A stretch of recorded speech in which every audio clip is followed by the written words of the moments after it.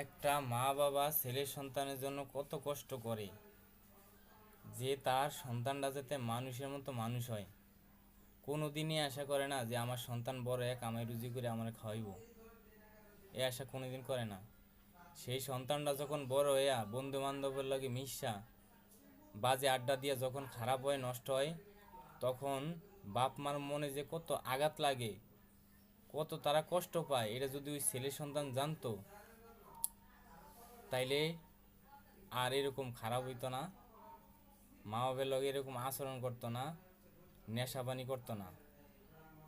আমি যুব সমাজে বলবো যে ভাই, মা বাবার দিকে তাকায় হইলেও মা বাবার মনে কোনোদিন কষ্ট দিয়েন না, তাদেরকে ভালোবাসেন, তারা কোনোদিন চাইবো না যে আপনি নষ্ট হয়ে যান।